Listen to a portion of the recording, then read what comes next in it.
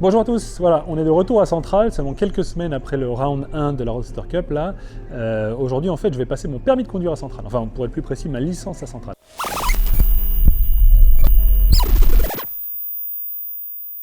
Si vous voulez rouler sur les gros circuits au Japon, en fait, il n'y a que deux solutions vraiment. Soit vous passez la licence qui est spécifique à ce circuit-là, vous avez accès aux sessions libres, qui sont en général des journées en semaine, quoi. Soit vous rejoignez un Sokokai, c'est une journée circuit en fait, qui est organisée soit par un shop, soit par une team, enfin bon. Le problème de ces Sokokai en fait, c'est que ça peut être assez élitiste. Si vous arrivez sur une journée en fait qui est que BM ou que voiture européenne, j'en sais rien, vous arrivez avec votre Miata, on va vous dire non, c'est pas pour toi quoi. Donc voilà, les occasions de rouler sur circuit sont en général assez maigres. Pour cette raison, j'ai voulu prendre la licence, ce qui me permettra de rouler aussi peut-être entre les rounds, d'affiner les réglages de la voiture et puis aussi moi de m'entraîner un petit peu entre deux courses, quoi. Parce qu'en général, les journées de course, elles sont super speed, on n'a pas trop le temps de réfléchir à quoi faire sur la voiture. Donc voilà, quoi. L'idée c'était un peu aussi de pouvoir la régler entre deux. La journée va commencer avec le passage de la licence. On va avoir un cours et on va faire quelques tours de piste pour pouvoir se familiariser non seulement avec les règles de sécurité, mais aussi avec le tracé en lui-même. La licence en elle-même, là, au niveau du prix, je voulais vous en parler aussi. Sur l'année, là, ça va me coûter 51 000 yens, ça fait un peu plus de 400 €, je crois. Ça comprend en fait la première inscription, une assurance et la licence pour 1 an. Quand on va renouveler la licence, après, il faut seulement compter, je crois, 20 000 yens, quelque chose comme ça, 20 ou 21 000 yens, ce qui va faire 160 €, je ne sais plus trop. Mais bon, voilà, vous avez un ordre d'idée un peu à peu près comment ça coûte pour 1 an, quoi. Ensuite, les sessions libres, c'est en général les sessions d'une demi-heure, et là, ça coûte 6 000 yens. On va être à 50 €, donc 50 € la demi-heure. Et c'est tout. Après, on ne paye plus non plus à l'entrée du circuit, et après, il y a juste le trajet et tout ce qui va avec, quoi. Voilà, pour vous donner un peu d'ordre d'idée, je voulais vous montrer un peu, c'est pas une très grosse vidéo ni rien, c'est pas non plus super intéressant, mais je voulais vous montrer un petit peu comment ça se passe, le passage d'une licence sur un circuit au Japon. Donc là, on va dans la salle de briefing pour discuter un petit peu de toutes les règles de sécurité liées au circuit. Et aujourd'hui, je suis tout seul. Donc voilà, c'est Fuji-san qui va me faire un peu le briefing, m'expliquer un peu tout ce qu'il faut faire attention à Centrale.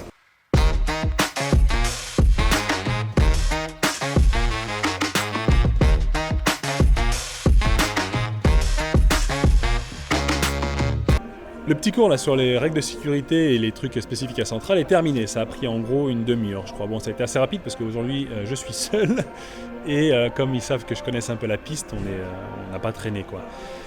L'étape suivante, c'est le roulage. On va faire 3 tours de piste là derrière la safety car pour voir un peu à quoi le circuit en fait ressemble, quoi. Voir aussi où sont les postes de drapeaux, etc. quoi. Bon. Comme je connais, ça va aller assez vite, quoi. C'est 3 tours tranquilles, on va pas rouler comme des fous, quoi. Je vais d'ailleurs même pas me mettre en combiné rien, juste le casque et les gants. Ça devrait suffire. Donc là, je vais rouler avec la Miata aujourd'hui, là, ça va me permettre aussi de voir un petit peu sur sec ce que ça donne. Mais bon, vous pouvez venir avec n'importe quelle voiture du moment que vous avez un harnais 4 points. Je crois que c'est les règles pour pouvoir accéder au circuit. Et sinon rien de spécifique, hein. Vous n'avez une voiture de famille et vous pouvez passer votre licence quand même, quoi. On vient de finir le petit tour là, derrière la safety car. Fuji-san, sumimasen, kyou arigatou gozaimashita. Donc voilà, j'ai plus qu'à aller récupérer en théorie ma licence à l'accueil là. Je pense pas avoir fait de grosses bêtises. Bon voilà, comme vous avez pu voir, c'est pas très compliqué. Surtout quand on a un petit peu d'expérience sur les circuits, en général, ça va assez vite, quoi. Voilà, comme la météo s'est un petit peu éclaircie là, et du coup j'ai décidé que j'allais rouler un petit peu aujourd'hui. En profiter, hein, je viens d'avoir la licence là, autant que ça amortisse un peu le déplacement, quoi. Donc je vais faire une petite session avec la voiture là sur le sec pour la première fois. Et j'ai été invité à faire une session d'essai sur la voiture préparée par Nakajima-san. C'est une longue histoire, je ne vais pas tout vous raconter, mais gros coup de moule aujourd'hui là. Voilà, je vais conduire la Civic à Nakajima-san là, parce qu'ils ont besoin de voir un peu comment je roule sur une traction pour savoir si je suis capable de rouler avec eux pendant l'endurance du mois prochain. Donc voilà, là, en début d'après-midi, je range la Miata et je roule sur ça. Voilà un peu la pression, là ça fait longtemps que j'ai plus roulé avec une FF bien affûtée comme ça. Mais voilà, si je me démerde bien, ça me permettra de rouler avec la team Misawa pendant le Taikyu, l'endurance du mois prochain.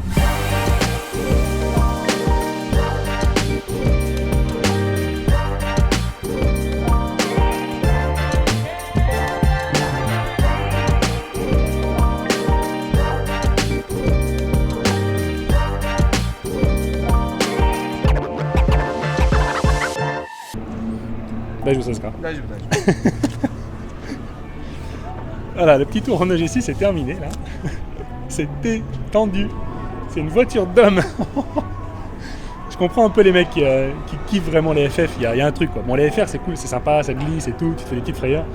Mais les FF, putain, quand ça marche, que tu te bats avec le train avant, là, que tu essaies toujours de trouver la limite avec l'axel, le volant et tout, c'est vraiment sympa quoi. Donc voilà, là j'ai fait une 29.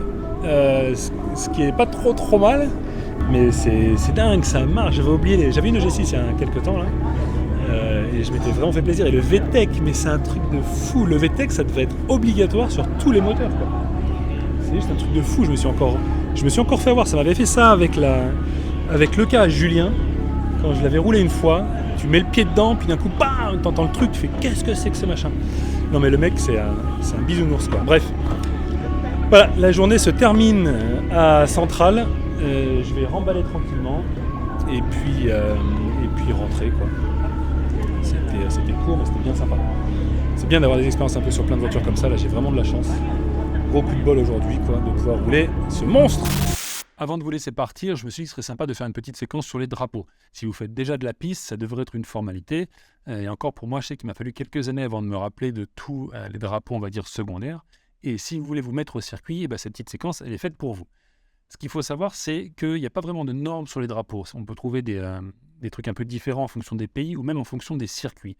Et aussi, en fonction de l'âge un peu du circuit, on va avoir soit des postes avec des personnes qui vont agiter des drapeaux physiques, ou on peut avoir aussi des écrans sur le bord des circuits qui vont flasher en fait différentes couleurs. Donc ça, il faut bien savoir un petit peu quand on va rouler sur un circuit, quel est le type de signalisation qu'il y a et aussi quel est le type de nuance sur certains drapeaux. A priori, le drapeau auquel vous aurez le plus souvent affaire, c'est le drapeau jaune. Le drapeau jaune, ça veut dire qu'il y a un danger sur la piste. Donc c'est souvent une voiture qui s'est sortie ou quelque chose de similaire.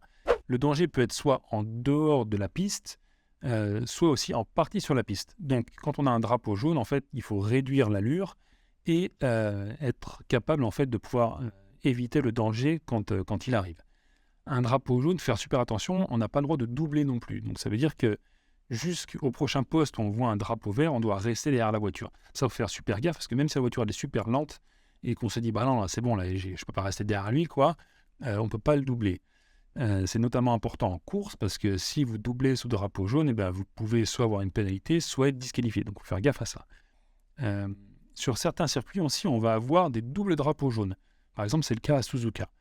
Un double drapeau jaune, la nuance à Suzuka, en fait, comme il nous l'explique, c'est que le danger est sur la piste.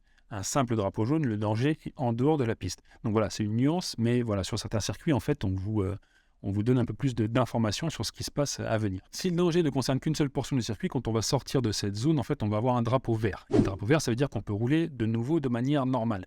Si l'ensemble du circuit était sous drapeau jaune, une fois que la voiture sera sortie ou que tout aura été nettoyé, en fait, on va avoir en fait l'ensemble du circuit sous drapeau vert. Et là, ça veut dire qu'on peut rattaquer de nouveau. Le prochain drapeau, et je ne vous le souhaite pas, c'est le drapeau rouge. Là, ça veut dire que la piste entière est concernée et la session ou la course sont arrêtées.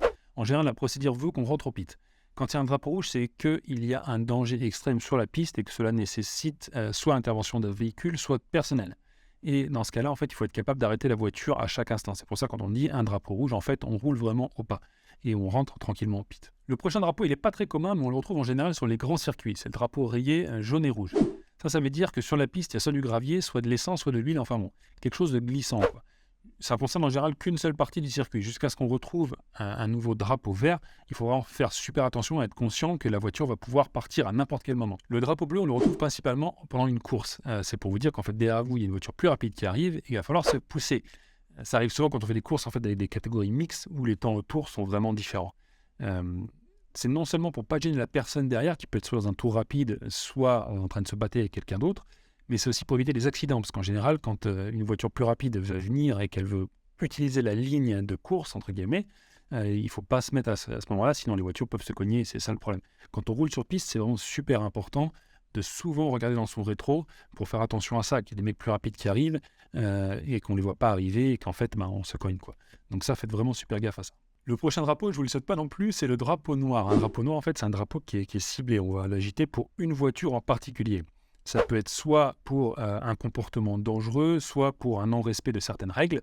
Et en général, quand on va l'agiter, on va vous mettre aussi le numéro pour que vous soyez bien sûr que ce soit vous qui soyez concerné et pas une voiture, par exemple, qui est à côté de vous. Quand ça arrive, il faut rentrer au pit. Un point, c'est tout. Le drapeau noir avec un disque orange, il est similaire au précédent dans le sens en fait que c'est un drapeau qui est ciblé. On va l'agiter que pour vous.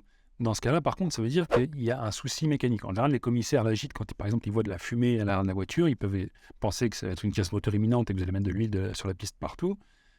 Ou ça peut être aussi très bien, par exemple, un aileron qui est mal fixé, un pare-choc qui se balade, ou ce qui arrive souvent, c'est un capot qui est mal fermé. Donc quand ça arrive, vous rentrez au pit et vous regardez sur la voiture ce qui ne va pas. Le dernier drapeau, et même si vous n'êtes pas un expert des circuits, vous devez le connaître, c'est le drapeau à damier. Là, ça veut dire les conneries sont terminées, il faut rentrer à la maison. Que vous soyez un habitué de la piste ou que c'est la première fois que vous allez sur le circuit, ou même ça peut être aussi un nouveau circuit que vous découvrez, n'hésitez pas à poser des questions sur les drapeaux, parce que comme je dis, ça peut être différent d'un circuit à un autre, si on ne vous en parle pas par exemple au briefing le matin. C'est important parce que ça peut éviter en fait certains malentendus qui vont... ça peut être très bénin, ça peut être qu'une disqualification ou on va vous sortir parce que vous n'avez pas compris quelque chose, mais ça peut aussi vous éviter d'avoir des accidents pendant votre session. Donc c'est super important, faites attention au drapeau. Et voilà, j'espère que cette petite vidéo vous aidera à les mémoriser et si vous allez faire des tours sur circuit, profitez-en bien et amusez-vous bien. Ciao!